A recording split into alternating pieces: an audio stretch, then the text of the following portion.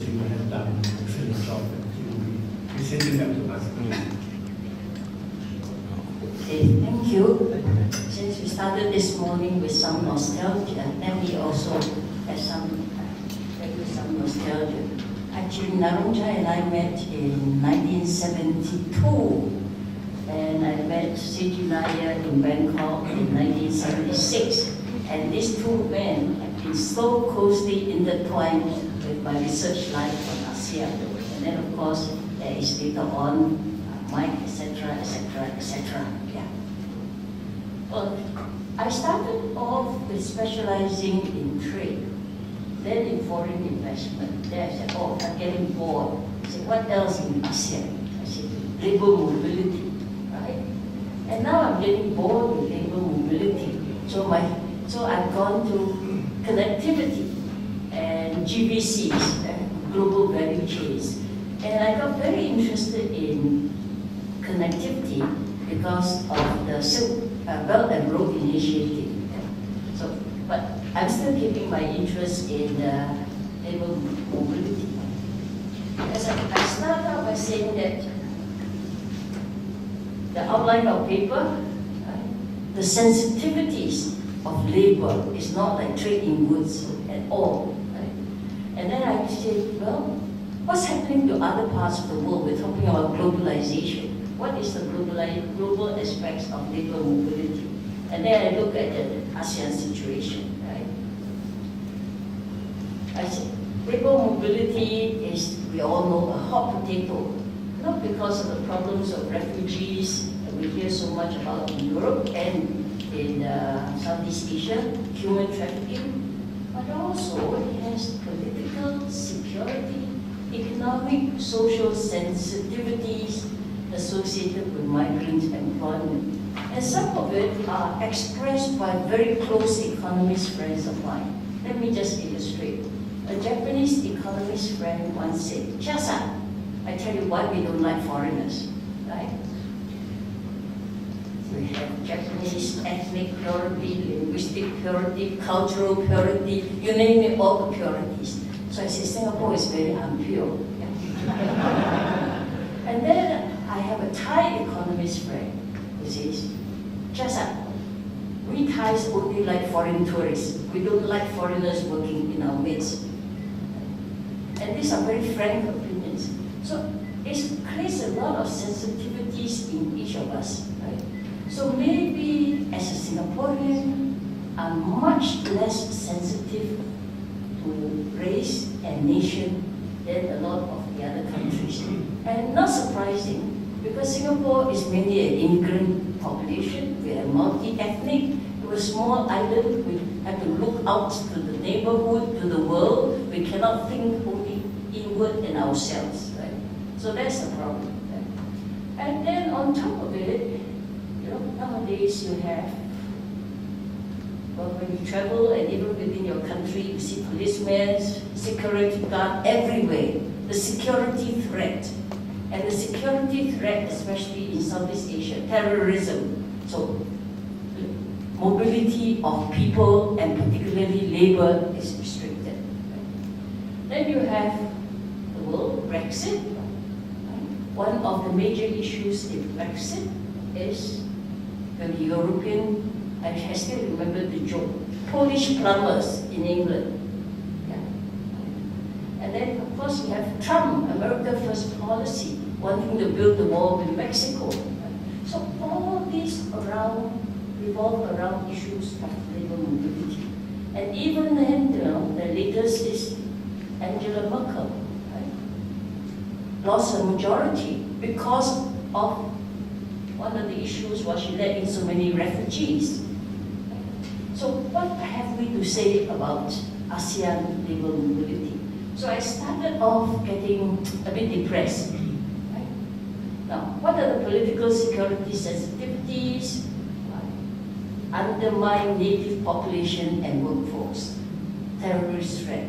And I'm saying this, as a Singaporean, we're supposed to be very open. But there is also now an increasing concern about too many foreigners in our midst. I have family discussions, I have a son-in-law who's an employee in MNCs. All these foreigners taking away my job. But I have also a son-in-law who's a human resource manager who recruits foreigners. He said, oh, they're very good employees. So we get a lot of these dinner debates. Now, political sensitivities, economic sensitivities, take away jobs from locals and undercut wages. We hear that in the US, we hear that in Thailand, we hear that in every country in the world. In Singapore also, we say, oh, too many foreigners around, overcrowding, competing demands for public space, for housing, for parks, etc. Right?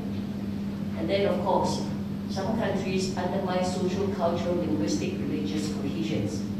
Then we hear a lot of stories.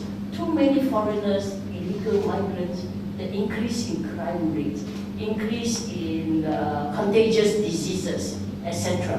And then there are too many ghettos. Right? All these are very familiar stories. So this is why it is a very hot issue. Let's look globally. What is happening? So I said, what does the WTO has to say about labor? Right? It has a lot to say about trade in goods, but labor, GATS, specifies only 4 modes for movement of natural persons. Business visitors, traders and investors, intra-corporate transferees, and professionals. But even in GATT, since all this does not automatically assume you can go to another country for employment. It is subject to the domestic regulatory framework of the host country. And that's a crucial factor. So there is no freedom, like the trade in goods. Once you reduce tariffs to 0, you can go in. Right? This one is not. There's no market access.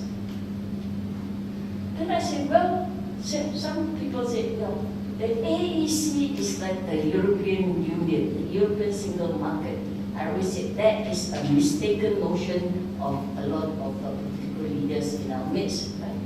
The AEC is not even a common market, it's not even a customs union, it's what we call an FTA plus. Right?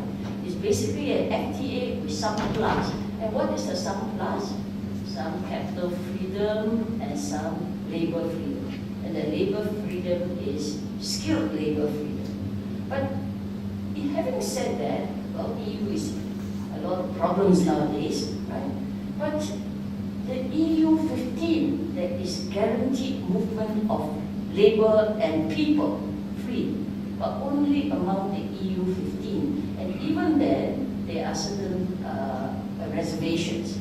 The later accession countries, when I said, Polish plumbers, Slovenia, etc., these are the accession countries, and they don't have the same right of movement as the EU 15. So some countries allow them, some countries don't. You see, UK allowed the Polish, this is why it became a Polish plumber problem. Right? Then you have the Schengen countries, a group of them where you don't need passports to cross borders. Right?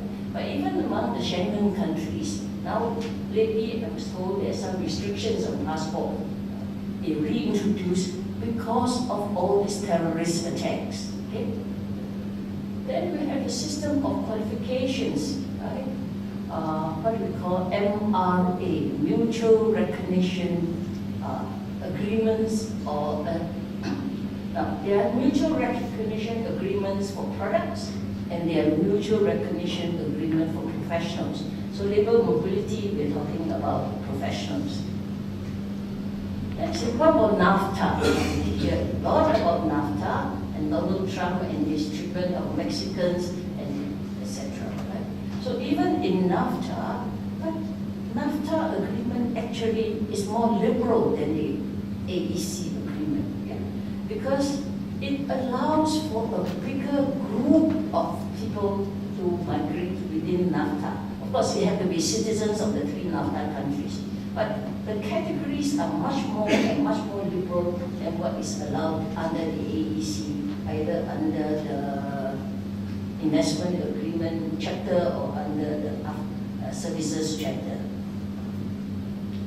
Okay. Now, intra-ASEAN labor migration patterns. First of all, migration is in the blood of a lot of Southeast Asians, right? Historically, we have a lot of intra-regional migration. So this is why sometimes you get in the quarrel, say, oh, this is the dish of Thailand. You say, no, Indonesia has the same dish, Philippines has the same dish, Malaysia, because it comes from the same cultural tradition. Right? And for centuries, the sea folks of the region have been traveling around and populating the region. But under colonial rule, nation states restrict migration, and then when we political independence, there's even more restrictions, right? So, but traditionally, the countries here do provide outward migrants. The Filipinos will go to the US, the Thais used to go to the Middle East, and so on. So the traditional outward migration from the region was mainly to OECD countries in the Middle East. But what has happened in the last 30 years, there's been a lot of intra-regional migration. Now, this intra-regional migration, is it because of ASEAN or is it because of something else? And this is the interplay of factors. Okay? Now, migration statistics are the worst statistics you can find anywhere in the world. You talk about bad trade statistics, bad service, but bad migration statistics. The latest figures I have, the stock of intra-ASEAN migrants, 6.9 million. Who will believe it, right? See, now I laugh. Because Thailand alone has about 3 million illegal migrants. Malaysia has another 2 to 3 million illegal migrants, and plus all the legal migrants. But these are the official figures that I have. Okay? Now, the size of global immigrant stock, this is interesting. Singapore population, 45% of migrant stock. Brunei, 24%. Malaysia, 8%. Thailand, 6%. So, you know, every other Singapore person, resident you meet is a foreigner. So I'm a Singapore born, so I always consider myself part of the endangered species. Because you won't find many Singapore born Singaporeans anymore. 45% and growing. Now, the largest recipients of intra-ASEAN migrants, Thailand, legal and illegal, Malaysia, legal and illegal, and Singapore, largely legal. Yeah, there we are, intra. So you look at it, it's quite interesting, this table, right? Some countries are net recipients, some countries are net senders, right? Indonesia is obviously a net sender, Malaysia is half-half, Philippines is a net sender, but you look at Philippines, we know Philippines has a huge migrant outflow, but intra-ASEAN is very, very small. Right? Singapore, huge inflow, outflow very small.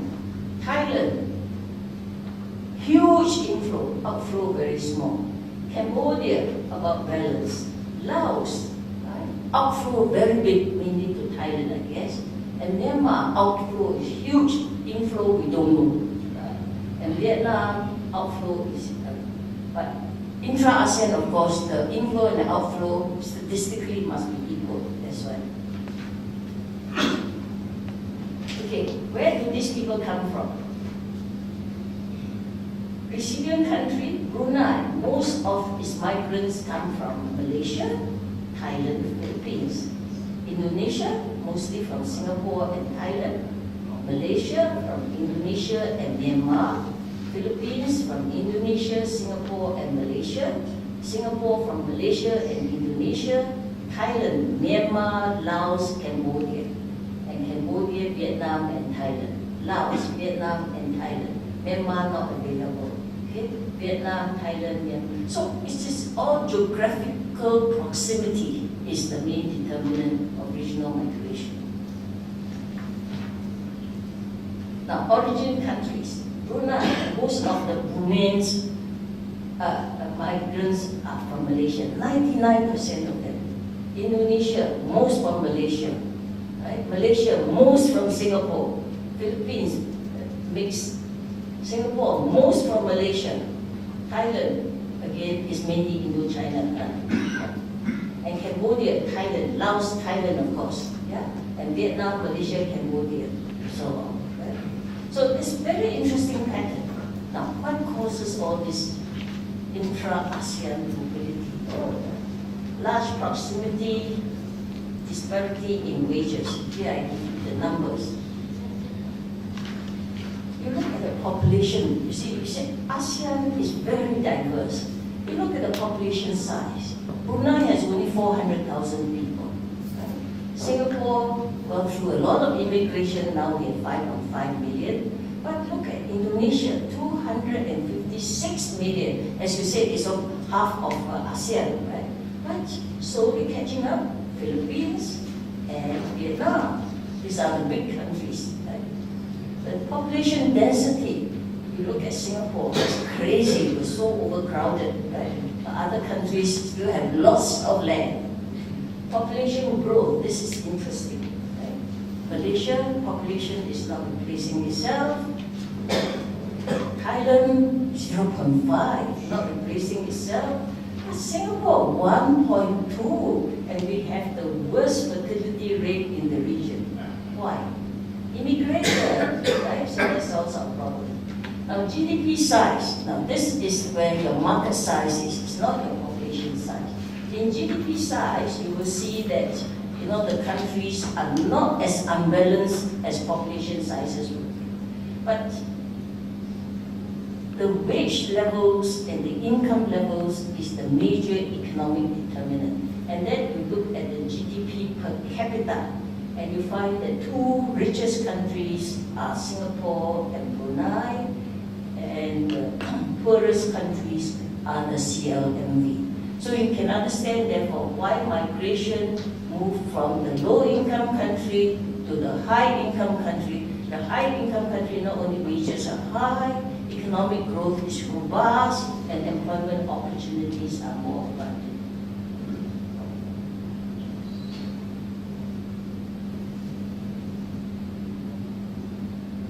Okay, the three migration corridors.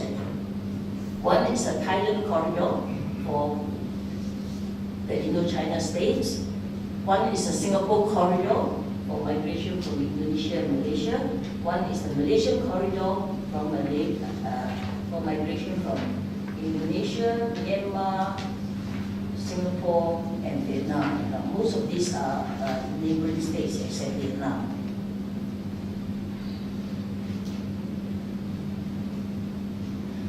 Okay, so big disparity in income and wages, geographic proximity, social, cultural, ethnic, linguistic affinities. Right? Now, disparities in educational development, right? Creating skills surpluses and shortages. Right? So you look at the impact of policies that will affect migration. Policy factors, both inwards and outwards. One, restrictive immigration. Every country has immigration visa requirements. Some are more restrictive than others. Every country has employment passes and work permits. Some are very strictly enforced. Some you just close on one eye. But administrative processing cost is a huge problem, particularly for the low-wage workers, because it's the processing cost to get out of the country and the processing cost to enter the country and find a job. Yeah. And then on top of that, for the skill, educational, professional qualifications, and in the case of the professions, the licensing requirements of professional associations in each country. Then on top of it, there's health and security clearance nowadays. Security clearance is important. And then there is what I call national treatment limitations. Some countries treat foreigners as equals, some countries treat them on paper as equals, but in practice as unequal. some countries treat them on paper as unequal, but in practice as equals.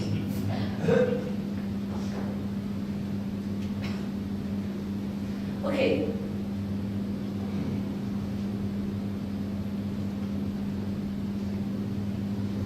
All ASEAN countries have a dual policy towards migrant workers.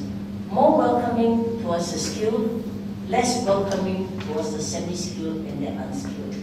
Why? Because there's always a belief talents improve productivity in a country, right?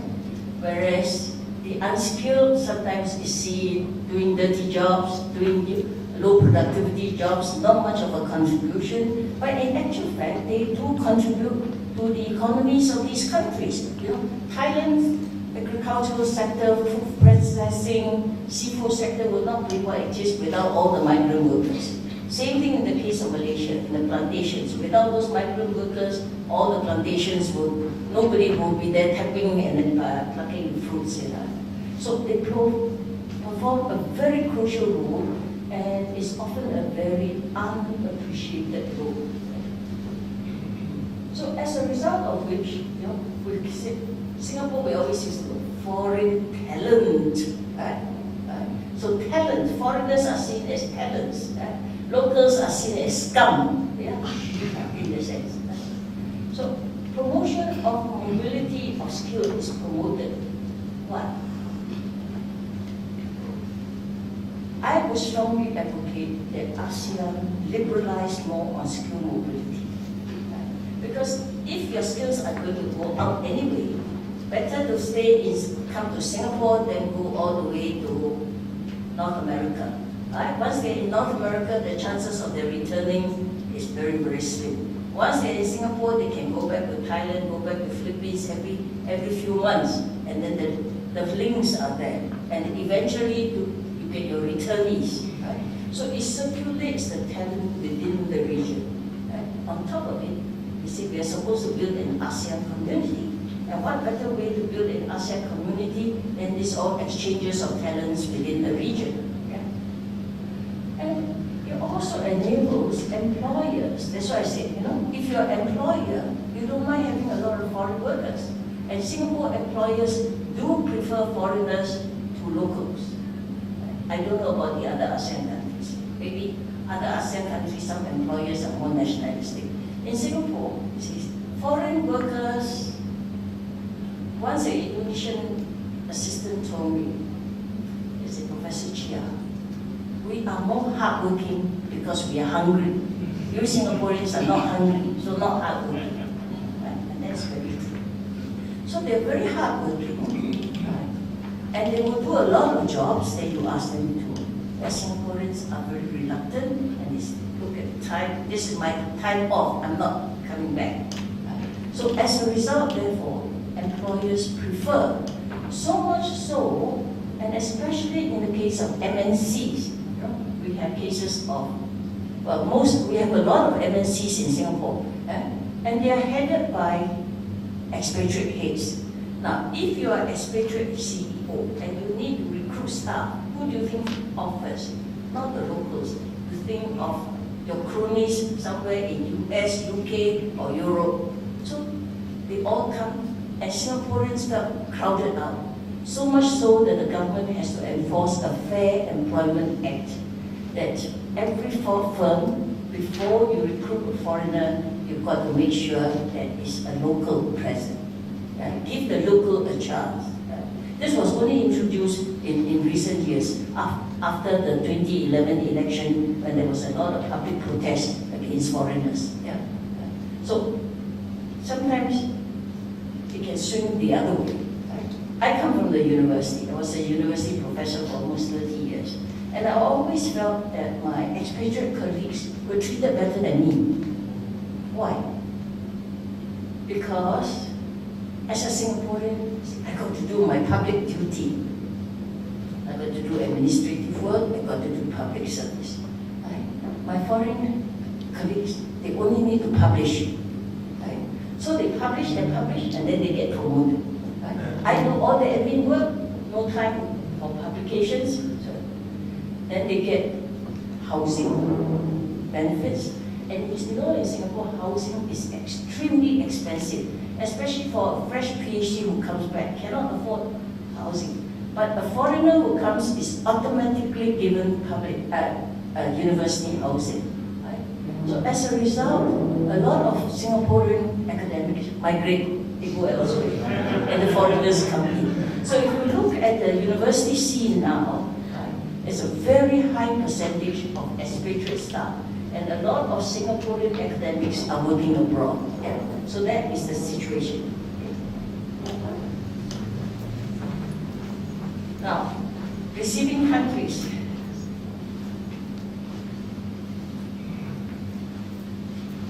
Some countries have constitutional restrictions. And here I refer particularly to Thailand and to the Philippines. Right? Philippines constitution say you cannot employ foreigners, etc., etc. Thai, you have the Alien Business Act and Occupational Act and so on. But then I was also told that these are not cast in stone. It can be waived. Right? You know, like board of investment, if your foreigner bring in some investment, you can waive that. Philippines can waive that. But to get that waiver, that's what I was discussing with Narong Chai. Your rules say cannot, but it can be waived. But in order to waive, you've got to pay money. Right? So that is where the problem comes. So whereas in Singapore, you're not allowed to pay any money. Everything is transparent. Yeah. So we have the rules are also transparent. So that is a major problem with why it is not possible to. Now sending countries. Not every ASEAN country is happily sending its workers abroad. Increasingly now they're getting very protectionist. Right? Philippines want to protect its migrant workers abroad, and rightly so. So they have been very proactive through the embassies and through bilateral agreements to make sure that their workers abroad are protected in terms of human rights and in terms of welfare. Right? And then sometimes they also now countries like Indonesia, they pre-train the workers, yeah, right? So they say they pre-train some maids, and they say now these are caregivers, they are skilled, so therefore they can go to work in Singapore, Malaysia, and get a higher wage. So this is how sending countries try to promote their skills. Right? And then you also how to maximize the benefits you get from remittances.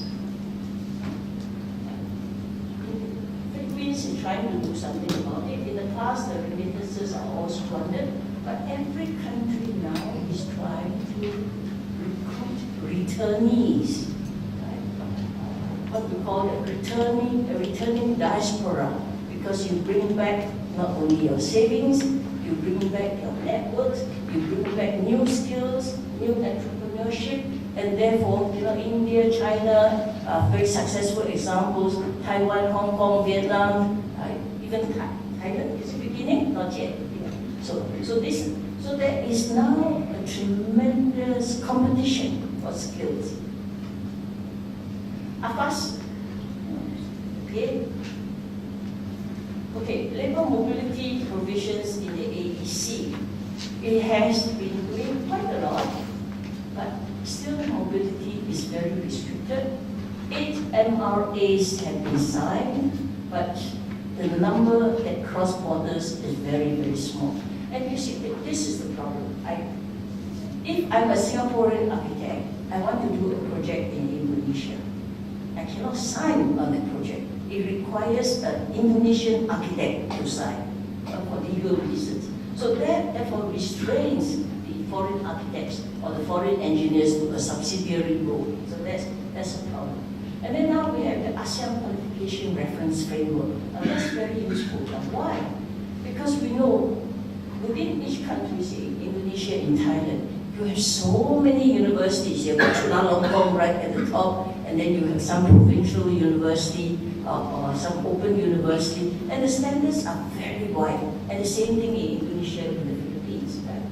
So if within a country you cannot even standardize your tertiary education. What more across ASEAN? So it says that the AQRF doesn't try to standardize, try to coordinate so that at least for potential employers, you know, okay, say, Chulalongkorn University is equivalent to NUS in Singapore, is equivalent to University Indonesia or something like that. Yeah? So trying to find the equivalence, and that is helping along. The other one is the ASEAN University Network, of which Chulalongkorn is the secretary. Right? We need more exchange because all of us grew up with different tertiary education traditions, and linguistic traditions and all that, and therefore we don't speak to each other. I mean, I always say the ridiculous thing is that ASEAN officials can always speak to each other in English and not in any other national language. Right? So that is the situation we are faced with. So if we have to speak in English, we might as well make ourselves global and enjoy our status of English. And therefore we can recruit globally and also try to stay regional. Conclusion. Am I in favor of labor migration? Yes and no. Right. Yes, I'm in favor of skilled labor migration because I truly believe that we have to spread the skills around. But over and above that, I think ASEAN as a region where labor is concerned, we should not be worried about migration. Now we have to worry about the fourth industrial revolution. How can ASEAN collectively, cooperatively promote the skill requirements of the 21st century for each and every country? That is of primary importance. Not to say, oh, you take away my job, I take away your job. In the end, the technology will take away all our jobs. So therefore, how do we think and plan for the future so that all of us will have our jobs in the new technological era, the so-called fourth industrial era? And I think ASEAN needs to be cooperative on that. We have not succeeded so far. Yeah? And then, is there a case for free flow of unskilled, semi-skilled labor? Frankly, I said no. I come from a small country. Right? I said, wow, free flow. All I need is 1 million from any of the ASEAN countries, and Singapore will be sunk. Right? So we cannot do that. But having said that, we have a lot of foreigners, but let it be on a bilateral basis, on the basis of needs. Right? So if Singapore needs the foreign workers, we will advertise for them, we will recruit them.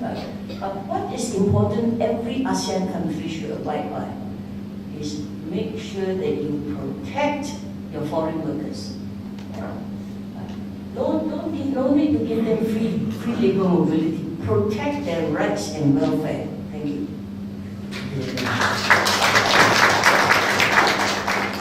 The discussion has disappeared, so I entertain one or two questions.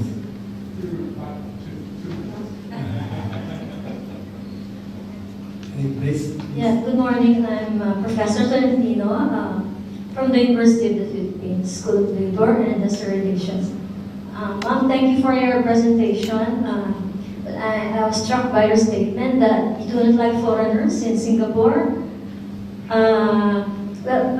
My paper is also about labor migration within ASEAN. One of my country of focus is Singapore and Malaysia.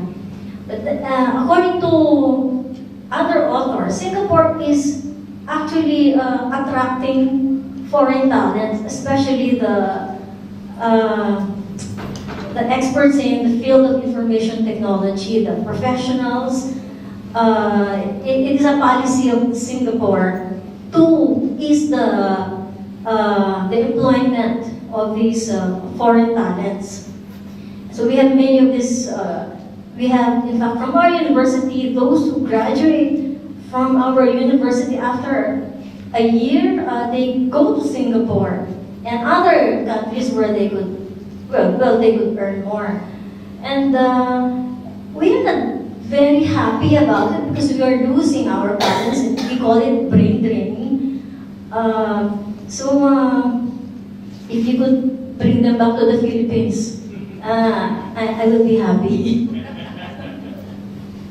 Thank you for. I don't think she can do that. It's freedom, individual freedom. So just a comment from Indonesia, please.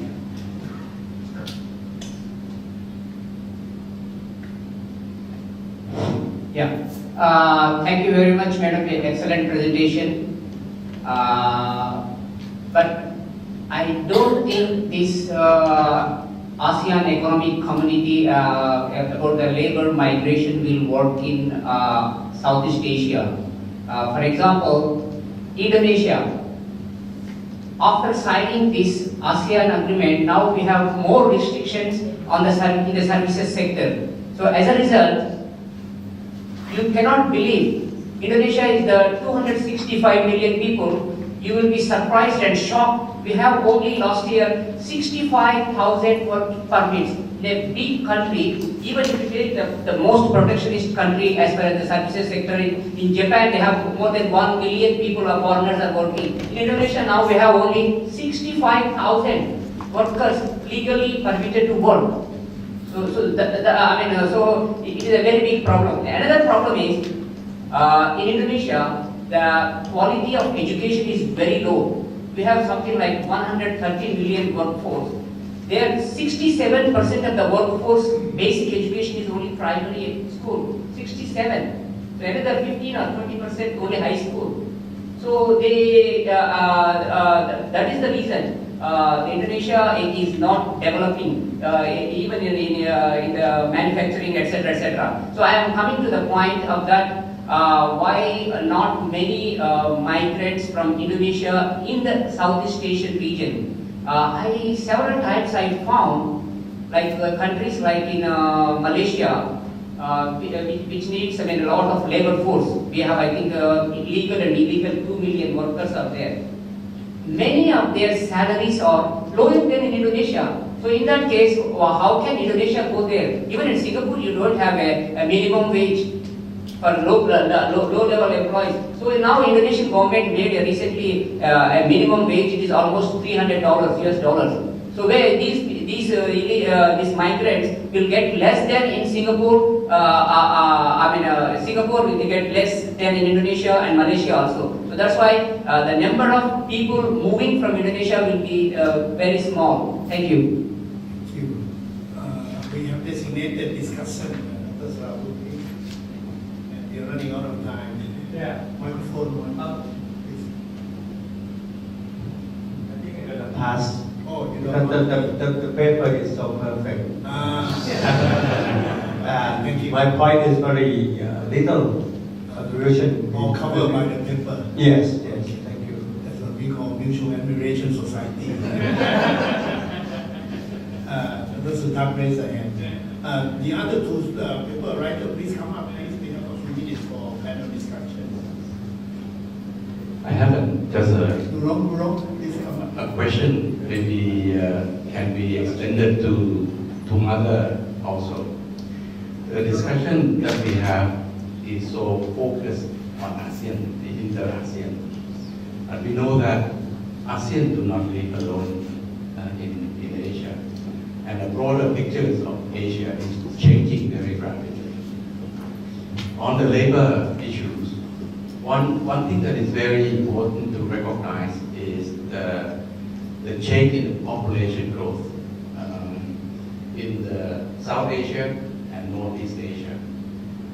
In the next 5 years, according to the IMF forecast, in the next 5 years, the population in Northeast Asia, which is Japan, Korea, China, plus Taiwan and Hong Kong, will increase by about 50 million people.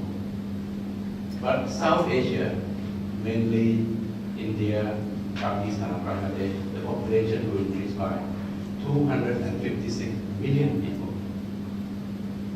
So it's a vast difference between these numbers. And what it does is the younger population, the working class, the working age of people in the Northeast Asia is almost reducing. It's not growing. But there's a huge class, working class in South Asia that is growing.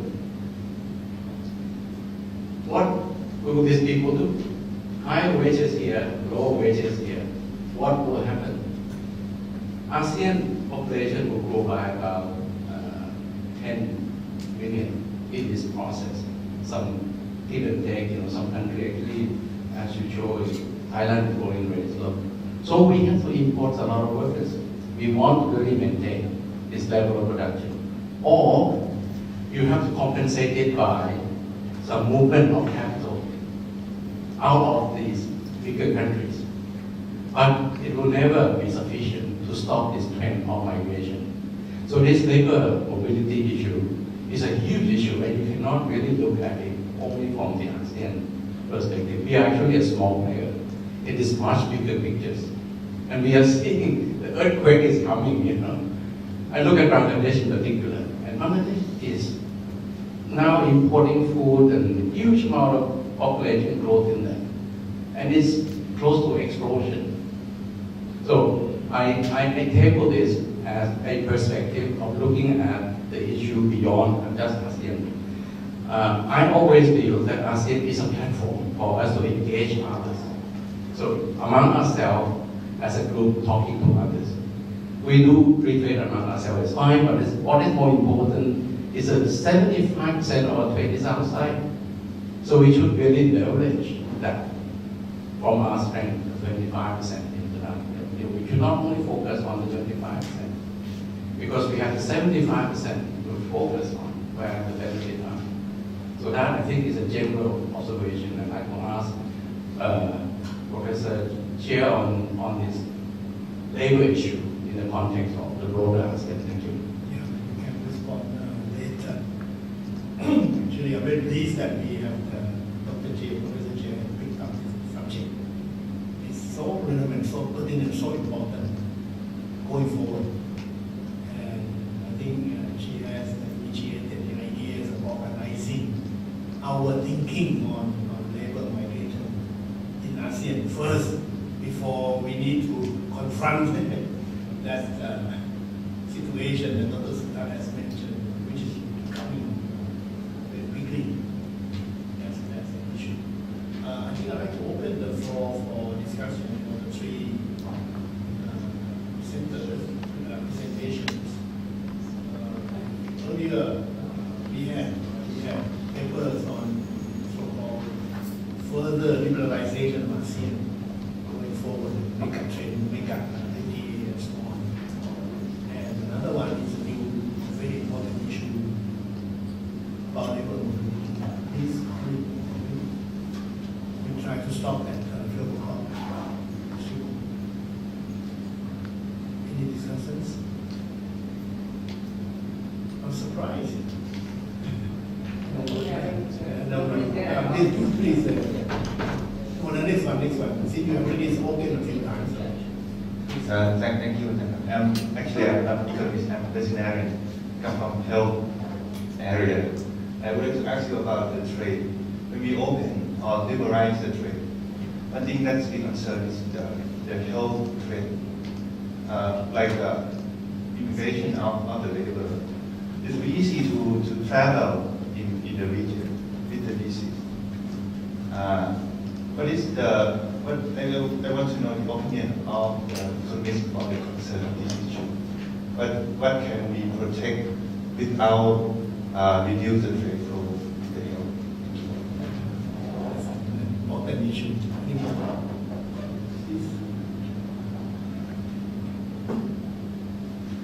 Yes, exactly. The speaker this afternoon, but you can speak a little bit now. A little bit, yeah. You allow me to speak a little bit. No, my question is very simple. Back in 1997, when we had Asian financial crisis, Singapore and Malaysia took a very harsh policy towards immigrant workers they sent back to their own countries. So if we let labor move around and anything like financial crisis happens, what is your ideal policy package? We will never have another financial crisis. No more. Well, okay, that's the price of interdependence, right?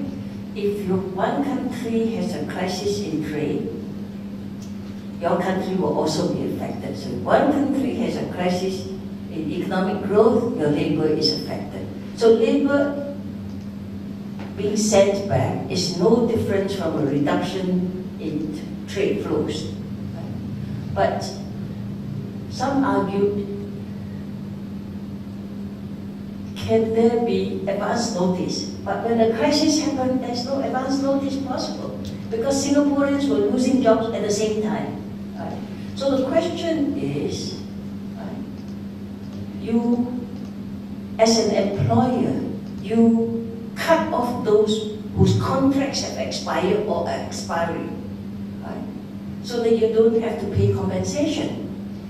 Whereas your permanent employers, the workers, you retrench them, you have to pay huge compensation. So it's a business issue. It is not that the government says send back the foreign workers. In fact, the trade union movement came up, dismiss those workers who are the least productive. Never mind whether it's foreigners or local. That was the trade union position.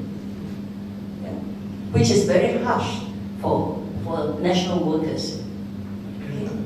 Politically, Yeah. any more comments, please? About ASEAN going as CV, ASEAN, DPP, and so on.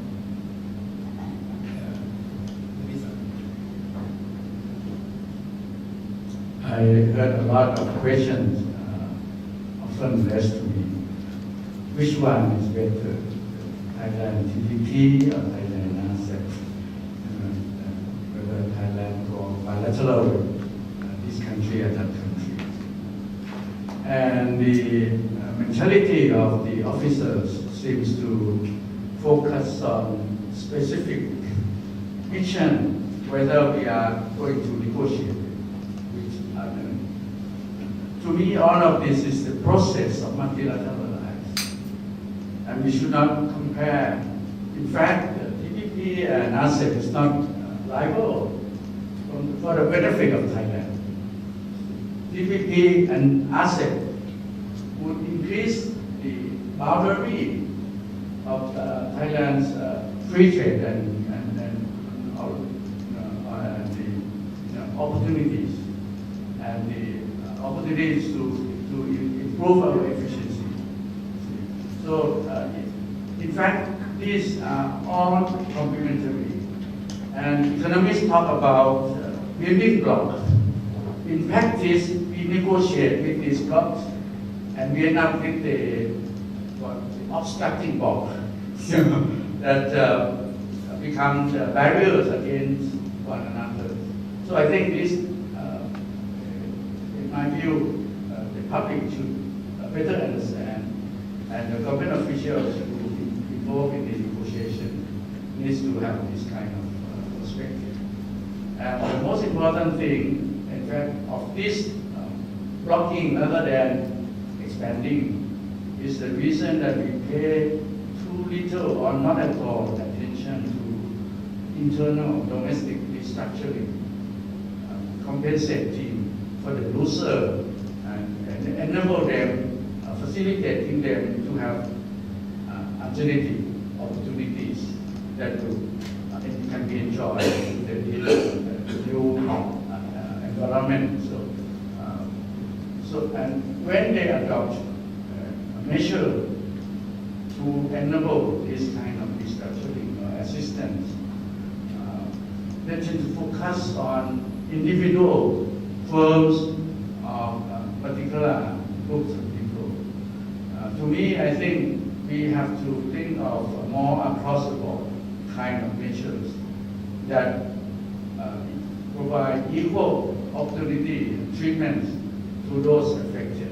So I think we have to pay more attention to this in order to help design more across-the-board measures so that everyone can take advantage of adjustment. Perhaps this phenomenon is not unique to Thailand. I think elsewhere two gentlemen could comment on, how to proceed with liberalization in such a way that will be systematic. Before I close.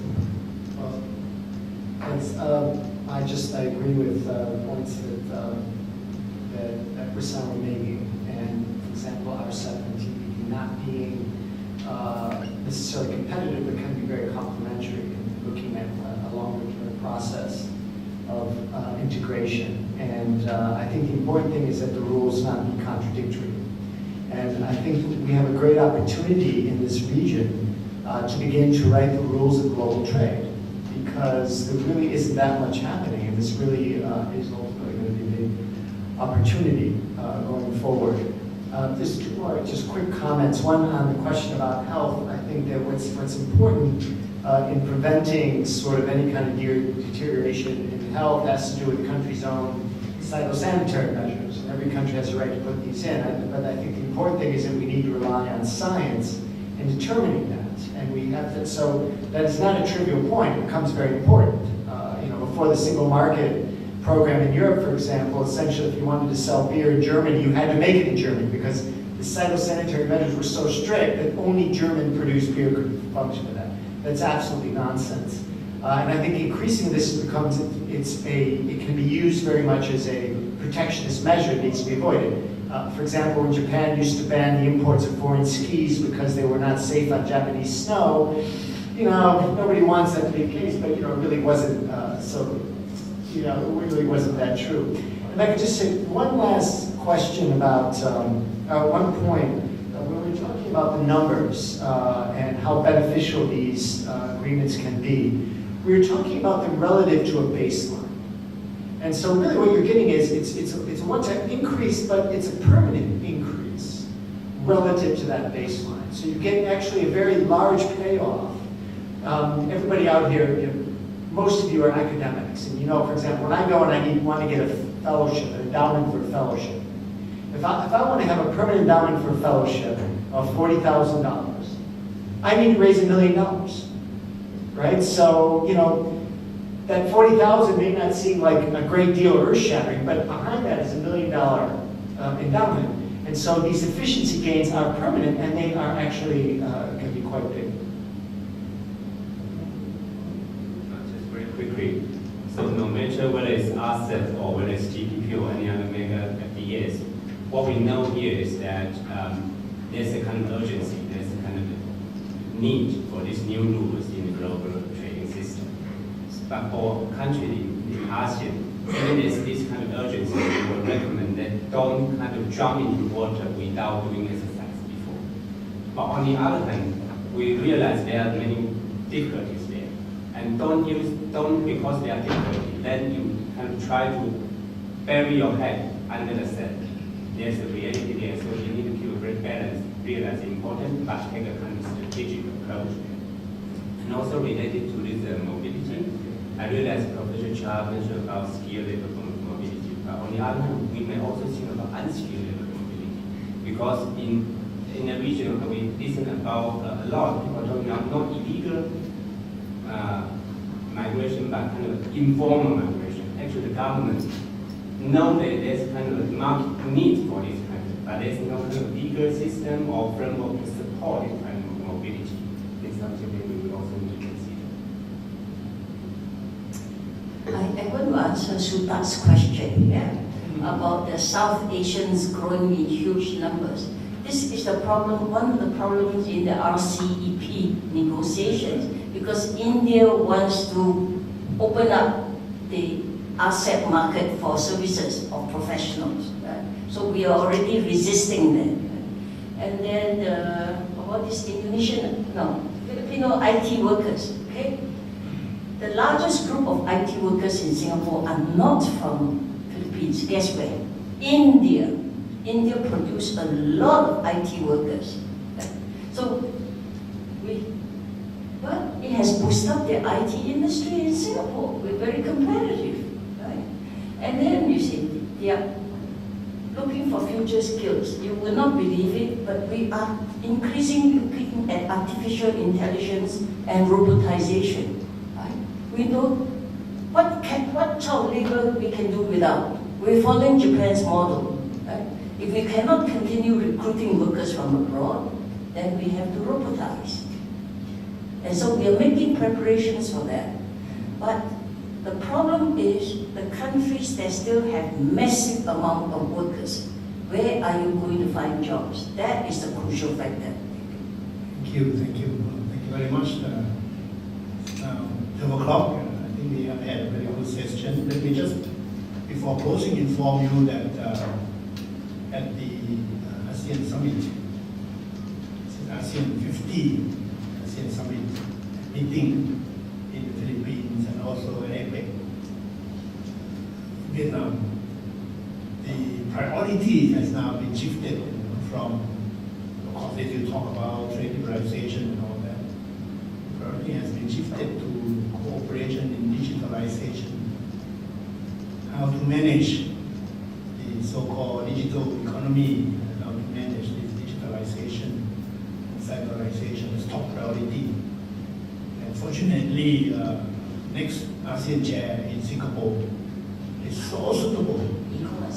So suitable for Singapore, the e-commerce, the robotics, the artificial intelligence, virtual reality, drone economy, and all these things, the Singapore authorities, people very knowledgeable. And I think it will overcome many of the issues that we talked about before. In fact, the so-called non-tradables are becoming more and more tradable by way of digitalization. I can even export a person, digitalize a person, sending 3D printing and so on. That's coming along very fast. Another issue that I have raised in some of the sessions has been about this labor mobility. I introduced the issue of ASEAN work permit. If a person has an employer, a job, an employer, that person should get a work permit and able to migrate, regardless of skill. But still debatable on that subject. But I think it's also to solve a lot of problems. We have problems about the work permit in Thailand. People, even with work permit, there's difficulties proving themselves, getting work and so on, and having access to facilities, education and health and all that. So these are the two important issues. Digitalization and labor mobility. Trade is going to continue to be important, but not as serious as it is from now on. Thank you very much. I think that it's 12 o'clock. Thank you for your participation. We have time for lunch and socialization. The next session begins at 1 or 1:30. 1 o'clock? 1 o'clock. So please come back and hear 3 more presentations. We'll go into global value chain, which some people have said that with global value chain, you cannot stop it. Trade or no trade, people will do by way of GVC and other papers about the benefits in terms of efficiency. You hear about that after the session. Thank you for your participation. The morning session is now closed.